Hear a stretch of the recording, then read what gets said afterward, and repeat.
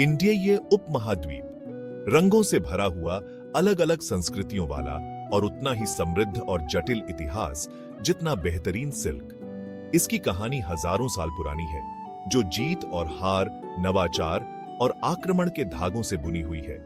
आज के भारत को समझने के लिए हमें उसके अतीत की यात्रा करनी होगी, खोई हुई सिविलाइजेशनों के अवशेषों, फोर्सशाली एम्पायरों के उत्थान और पतन और उसके लोगों की अदम्य भावना का पता लगाना होगा। उत्तर में बर्फ से ढके हिमालय से लेकर दक्षिण के उष्ण कटिबंधीय तटों तक इंडियाई सबकॉन्टिनेंट ह्यूमन सभ्यता का पालना रहा है। इसके उपजाऊ मैदानों और फोर्सशाली नदियों ने पीढ़ियों का पोषण किया है, जबकि प्राचीन व्यापार मार्गों के चौराहे पर इसकी रणनीतिक स्थिति ने इसे संस्कृतियों और विचारों का संगम बना दिया है। यह एक ऐसी धरती है जहां अतीत की गूंज वर्तमान में गूंजती है, जहां प्राचीन मंदिर लंबे समय से चले आ रहे एम्पायरों के मूक गवाह के रूप में खड़े हैं, और जहां पीढ़ियों से चली आ रही कहानियां उन राजाओं और रानियों, संतों और विद्वानों की फुसफुसाहट करती है जिन्होंने नियति को आकार दिया, एक सभ्यता की। अब हमारे साथ जुड़ें, क्योंकि हम इंडियाई सबकॉन्टिनेंट के इतिहास में उतरते हैं, इसके मनोरम अतीत के रहस्यों और मार्वलों का अनावरण करते हैं। हमारी यात्रा सिंधु नदी घाटी के उपजाऊ मैदानों से शुरू होती है, जहां लगभग 3300 ईसा पूर्व में दुनिया की सबसे पुरानी सिविलाइजेशनों में से एक फ्लोरिश्ड। सिंधु घाटी सभ्यता, जैसा कि यह झांत है, सिटीजी नियोजन और सामाजिक संगठन का एक चमत्कार था। हड़प्पा और मोहनजोदारो जैसे शहर अपनी ग्रिड जैसी सड़कों, परिष्कृत जल निकासी व्यवस्था और प्रभावशाली सार्वजनिक स्नानागारों के साथ इन प्राचीन लोगों की सरलता के बारे में बहुत कुछ कहते हैं।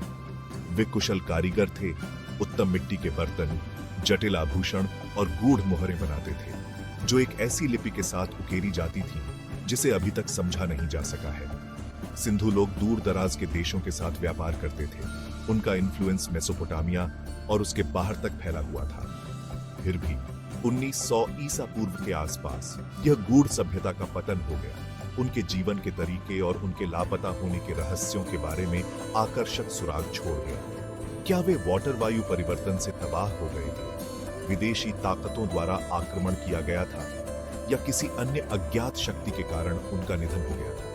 उत्तर समय की धुंध में डूबे हुए हैं, पूरी तरह से उजागर होने की प्रतीक्षा कर रहे हैं।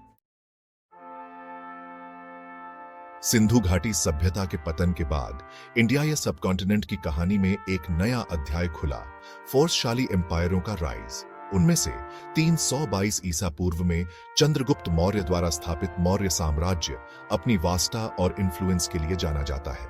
चंद्रगुप्त के पोते अशोक महान ने साम्राज्य का और विस्तार किया, लेकिन यह बौद्ध धर्म में उनका धर्मांतरण और बाद में शांति और अहिंसा के प्रचार ने इंडियाई इतिहास पर एक अमिट मार्क छोड़ी।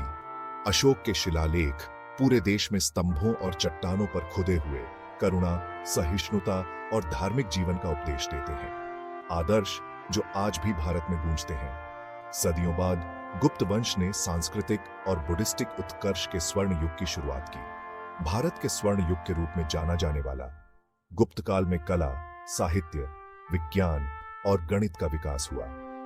डेसिमल प्रणाली, शून्य की अवधारणा और खगोल विज्ञान और चिकित्सा में प्रगति इस युग की बुद्धिस्टिक शक्ति के कुछ प्रमाण हैं। खजुराहो के शानदार मंदिर और अजंता की उत्कृष्ट गुफा पेंटिंग गुप्त साम्राज्य की आर्टात्मक प्रतिभा की स्थायी विरासत के रूप में खड़ी है। 16वीं शताब्दी में इंडियाई सबकॉन्टिनेंट पर एक नई शक्ति का उदय हुआ, मुगल्स। चंगेज खान के डायनेस्टीज, उन्होंने एक विशाल साम्राज्य की स्थापना की जो पंजाब के मैदानों से लेकर दक्कन के पठार तक फैला हुआ था।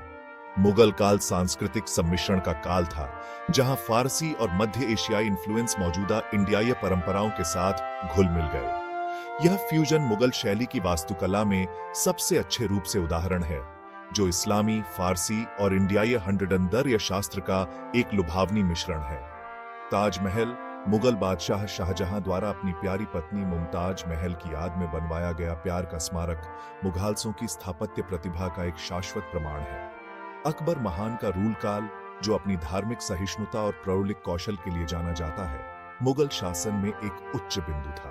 उन्होंने ऐसी नीतियां लागू की जिन्होंने हिंदुओं और मुसलमानों के बीच हार्मनी को बढ़ावा दिया, आड़तों को संरक्षण दिया और साम्राज्य की सीमाओं का विस्तार किया। हालांकि आंतरिक संघर्षों और क्षेत्रीय फोर्सियों के उदय के कारण मुगल साम्राज्य का अंततः पतन हो गया।